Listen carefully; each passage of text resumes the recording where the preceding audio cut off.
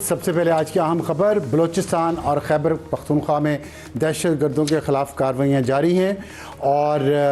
एक intelligence based operation Hangu में जो कल हुआ उसमें दहशत गर्दों के साथ फायरिंग के तबादले में कैप्टन हमज़ा अकरम शहीद हुए हैं और उनका ताल्लुक़ ज़िला नारोवाल से था और वो इस ऑपरेशन में फ्रंट से क़यादत कर रहे थे जो कि हंगू में सिक्योरिटी फोर्सेस ने लॉन्च किया था और उससे और आज यानी कि 8 अगस्त को बलूचिस्तान में सिक्योरिटी फोर्सेस की कार्रवाई से 3 दहशतगर्द हलाक और 4 ज़ख्मी हुए हैं। इसके अलावा ऑपरेशन रद्दुल फितना के दौरान 12 मुश्तबा अफराद को हिरासत में लिया गया और बलूचिस्तान के इलाके कम्बेला और आसमाबाद में 68 मुरबा किलोमीटर इलाका क्लियर करवा लिया गया है। ये दावा किया है हुकूमत पाकिस्तान ने और दहशत गर्दों की पनाह गाहें ख़त्म कर दी गई हैं वहाँ पर, लेकिन अभी ये सारा मामला ख़त्म नहीं हुआ और ये चल रहा है। इसके अलावा 6 अगस्त को खैबर पख्तूनख्वा में 2 अलग अलग झड़पों के दरमियान के दौरान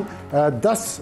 खारिजी या दहशतगर्द उनको हलाक कर दिया गया। इसके अलावा आज़म वारसिक में फायरिंग के तबादले में फितना अल खारिज के 8 जबकि दीर में कार्रवाई के दौरान 2 दहशतगर्द हलाक हुए और ये इसलिए अहम खबर है कि पाकिस्तान की जो पोजीशन बन रही है इस वक्त खित्ते में और जो सऊदी अरब, तुर्की और पाकिस्तान के दरमियान दफाई मुआहिदा हुआ है उससे और बेहतर पाकिस्तान की रीजनल पोजीशन हुई है, जियो स्ट्रेटजिक पोजीशन। इस दौरान पाकिस्तान के अंदर इन 2 बड़े सूबों में जो दहशत गर्दी के ख़िलाफ़ जंग जारी है इसको जीतना बहुत ज़रूरी है, वरना पाकिस्तान वो फ़ायदे हासिल नहीं कर सकेगा जो उसे इस रीजनल लेवरेज से मिलने चाहिए। और आज के प्रोग्राम का तारुफ हमारी आज की टॉप स्टोरी होगी, हुकूमत की कश्मीर एक्शन कमेटी पॉलिसी क्या तब्दील हो चुकी है। सेनेटर राना सनाउल्लाह खान साहब जो मुशीर हैं वज़ीर-ए-आज़म के सियासी अमूर पे और उन्होंने एक कैंपेन आज़ाद जम्मू और कश्मीर में चलाई, इलेक्शन की वहाँ पे मुस्लिम लीग नून हुकूमत बनाने की पोजीशन में आ चुकी है और इसके साथ ही ये जो बयान आया है कि कश्मीर एक्शन कमेटी के हवाले से, इससे लगता है कि शायद हुकूमत की पॉलिसी उनकी तरफ तब्दील होने जा रही है, क्योंकि कहा यह जा रहा है कि वहाँ जो मेजॉरिटी लोग हैं उस मुजाहरे में भी वो भी पाकिस्तान के वफ़ादार हैं और कश्मीर के भी वफ़ादार हैं। उन पे बात करेंगे राना सनाउल्लाह साहब से। और हमारा आज का हॉट इशू होगा, सदर आसफ अली जरदारी साहब ने जजिस तैनाती समरी क्यों रोकी, इसकी वजह क्या है और इसके पीछे वो कौन से इख्तलाफात हैं पाकिस्तान मुस्लिम लीग नून में और पाकिस्तान पीपल्स पार्टी में कि एक नया तनाज़ा खड़ा हो चुका है इस वक्त और हाई कोर्ट के जजेस तैनात नहीं हो सके, इसके बावजूद कि उनकी समरी आज से कोई 18 दिन पहले हुकूमत ने ईवान सदर भिजवा दी थी। वजूहत क्या हैं पूछेंगे हम रहनुमा पाकिस्तान पीपल्स पार्टी नैयर हुसैन बुखारी साहब से जो जनरल सेक्रेटरी भी हैं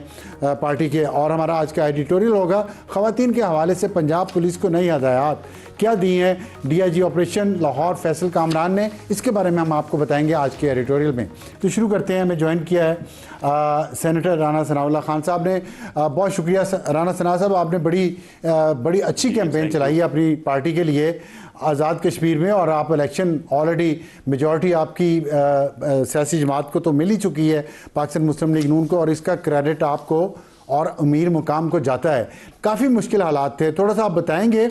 कि इन मुश्किल हालात के बावजूद आपने जो कैंपेन की है वहाँ पे और अभी आपने जो कहा है कि कश्मीर एक्शन कमेटी के 99% लोग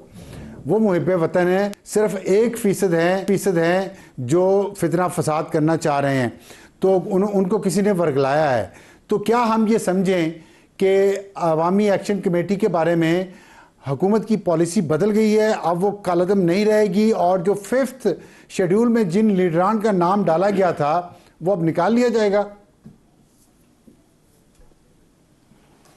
नहीं, ये 2 मुख्तलिफ चीज़ें हैं। कल अदम तो वो रहेंगी, वो जमातें या वो एक्शन कमेटी, और वो कल अदम रहेगी उन 1% बल्कि 5% लोगों की वजह से जिन्होंने वहाँ पे तशद्दुद का रास्ता अपनाया, जिन्होंने लॉ इन्फोर्सिंग एजेंसीज़ के ऊपर हमले किए, जिन्होंने लॉ इन्फोर्सिंग एजेंसीज़ के जो है वो मुलाजमीन को जो है वो शहीद किया, तो वो तो कलअदम तो उस वजह से रहेंगे। और उन लोगों के नाम फोर्थ शेड्यूल में या उन लोगों के जो ख़िलाफ़ जो मुकदमा दर्ज हुए हैं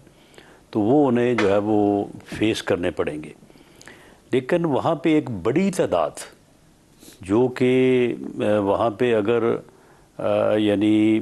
5,000 लोग हैं या बहुत जब पीक वहाँ पे होता है तो 7-8 हज़ार लोग होते हैं, तो उसमें जो ये लोग जो दहशत गर्दी पे आमादा हैं, जो लोग लॉ इन्फोर्सिंग एजेंसीज़ के ऊपर हमलावर हो रहे हैं, जिन लोगों ने वहाँ पे जो है वो कत्ल किए हैं, उनकी तादाद जो है वो तो यानी सैकड़ों में है, हज़ारों में नहीं है। बाकी जो लोग हैं वो बिल्कुल मासूम हैं, या तो उनमें से कुछ लोग जो हैं वो इनकी जो तकारीर सुन के या इनके बयानिए से जो है वो वर्गलाए गए हैं, या फिर बाज़ सूरतें ऐसी भी हैं कि उन्होंने मजबूर किया हुआ है लोगों को वहाँ पे जहाँ पे ये धरना दे के बैठे जो हैं। राणा साहब जो आप बात कर रहे हैं और जो कुछ हम पिछले कुछ महीनों में देखते रहे हैं, अगर इतनी सिचुएशन ऐसी है जैसी आप कह रहे हैं तो फिर ये इतनी ख़राब कैसे हो गई कि आप